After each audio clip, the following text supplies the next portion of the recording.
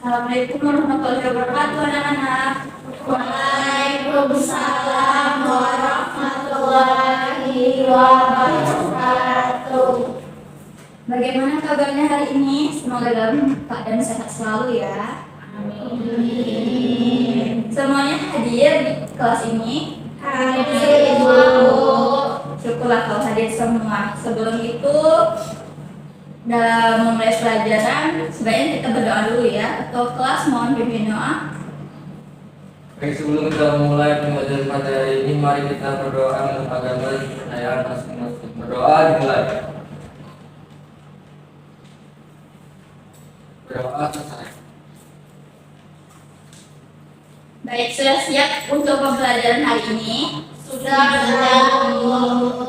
Oke, kalau sudah siap, diharapkan semuanya semangat dan tetap fokus pada pertemuan kita hari ini. Nah, pada pelajaran kita hari ini kita akan membahas apa? Jadi, seperti yang sudah kita bahas pada pertemuan sebelumnya, itu kita sudah membahas mengenai pesawat sederhana secara umum. Nah, di sini kita akan membahas salah satu jenis pesawat sederhana tersebut, yaitu adalah bidang miring. Nah, di sini Ibu sudah menyiapkan PowerPoint yang akan menjadi bahan ajar kita hari ini yang membahas mengenai bidang miring. Kita langsung saja masuk ke materi ya. Ya, Bu. Nah, sebelum membahas materi, di sini ada tujuan pembelajaran bisa dilihat. Jadi setelah mempelajari materi ini, murid-murid diharapkan mampu mengidentifikasi bagian-bagian bidang miring, kemudian menganalisis prinsip kerja bidang miring, membedakan bentuk penerapan bidang miring dalam kehidupan sehari-hari. Nah, langsung saja, di sini ada pengertian bidang miring. Apa itu bidang miring? Seperti yang sudah kita bahas secara umum sebelumnya, pada pertemuan sebelumnya, bidang miring itu adalah pesawat sederhana yang berupa permukaan datar yang dibuat miring untuk memudahkan memindahkan benda ke tempat yang lebih tinggi atau ke lebih rendah. Dengan bidang miring ini, gaya yang digunakan menjadi lebih kecil meskipun jarak tempuhnya lebih panjang. Contohnya tangga, jalan tanjakan, dan papan untuk menaikkan barang atau Oke, pada slide selanjutnya. Nah, di sini ada bagian-bagian bidang miring. Jadi bidang miring itu memiliki beberapa bagian utama. Yang pertama ada panjang bidang miring, yaitu panjang lintasan yang dilalui benda. Yang kedua tinggi bidang, yaitu ketinggian yang ingin dicapai oleh benda tersebut. Yang ketiga ada beban, itu beban yang benda yang dipindahkan. Kemudian ada gaya kuasa, yaitu gaya yang diberikan untuk memindahkan benda. Dan bagian-bagian ini mempengaruhi besar gaya yang dibutuhkan. Nah, di sini ada pertanyaan. Menurut kalian, bagian mana yang paling mempengaruhi ringan atau beratnya usaha pada bidang miring tersebut? Siapa yang ingin menjawab? Bu.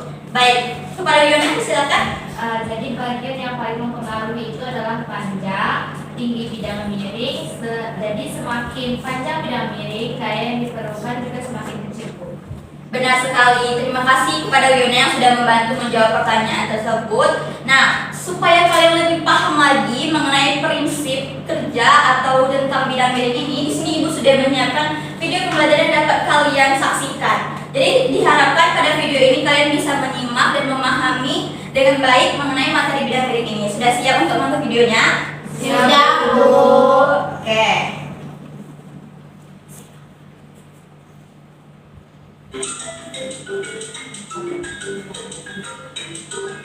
Imagine you're trying to put a really heavy box onto a truck.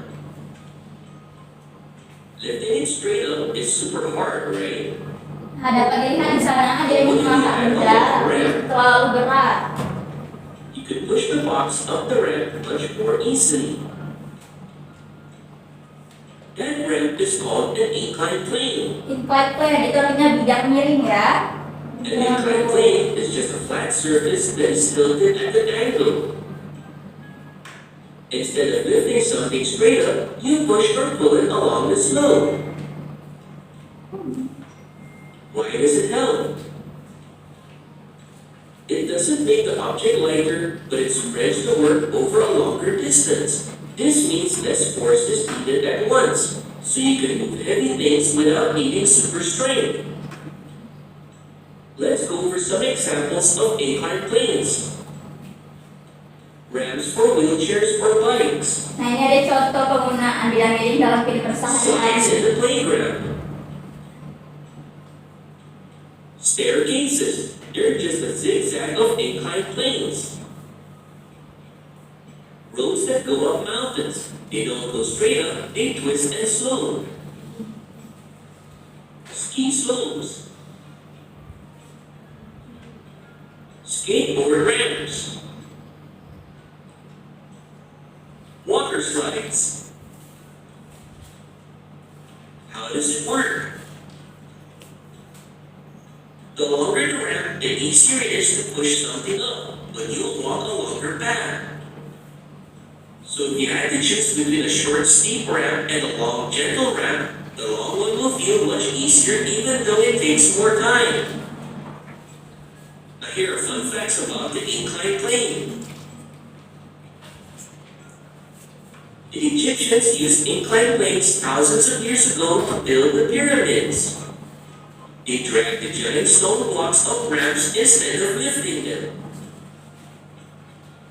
Many runways are slightly slanted or built on gentle slopes to help planes take off and land more smoothly. And that is all for today's video. I hope you enjoyed learning about inclined planes today. Nah, tadi murid-murid sudah melihat dan memahami di video ini. Jadi semuanya bagaimana? Sudah menyaksikan video ini? Sudah paham? Sudah lebih paham? Sudah. Nah, sudah melihat video tadi. Di sini ada manfaat bidang miring. Jadi manfaat bidang miring itu seperti yang sudah kita lihat tadi, itu mempermudah mengangkat benda berat, kemudian mengurangi gaya yang dibutuhkan, dan yang ketiga untuk mempermudah pekerjaan manusia. Nah, selanjutnya di sini juga ada bentuk penerapan bidang miring. Nah, pada video tersebut tadi kan sudah kita lihat beberapa contoh penerapan bidang miring dalam kehidupan sehari-hari. Nah, di sini sama seperti yang ada di slide PowerPoint yang ibu buat, itu contohnya tangga untuk naik ke tempat tinggi, kemudian jalan di pegunungan, papan untuk menaikkan barang, ada sekrup dan juga ada pisau. Nah, jadi itulah tadi bentuk penerapan dan juga prinsip bidang miring tersebut. Di sini sampai di sini ada yang ingin bertanya? Baik, jika belum ada yang bertanya, di sini kita akan masuk ke sesi selanjutnya. Apa itu sesi selanjutnya? Sesi berdiskusi. Nah, di sini ayo kita berdiskusi bersama. Bagaimana diskusinya? Bagaimana kita akan menjawab pertanyaan-pertanyaan ini? Jadi di sini untuk diskusinya itu kalian silakan berdiskusi bersama teman sebangku kalian masing-masing. Jadi cukup 2 orang ya untuk mendiskusikan pertanyaan ini. Jadi ada 3 pertanyaan di sini. Silakan kalian saling berdiskusi bersama teman sebangku kalian masing-masing untuk menjawab pertanyaan ini. Nah, sebelum menjawab pertanyaan ini, coba fokus ke depan semua. Sudah fokus ke depan? Sudah fokus? Nah, sudah fokusnya ke pertanyaan ini. Nah, silakan kalian senyumi dulu pertanyaan ini. Ada 3 pertanyaan ini. Silakan disenyumi. Nah, semuanya sudah senyum, sudah nampak lebih bahagia, nampak lebih senang ya, karena akan menjawab pertanyaan. Jadi, karena sudah senyum, sudah senang, sudah terlihat lebih happy, silakan kalian berdiskusi. Di sini ibu kasih waktu kurang lebih berapa menit? 10 menit cukup ya? Cukup. Oke, jadi tadi instruksinya sudah jelas, berdiskusi bersama teman bangku untuk menjawab 3 pertanyaan ini. Jadi nanti silakan kalian berdiskusi selama 10 menit. Jika sudah selesai, nanti akan ibu ingatkan, dan jika ada yang ingin ditanyakan nanti silakan ditanyakan. Oke, silakan berdiskusi selama 10 menit. Baik, Bu.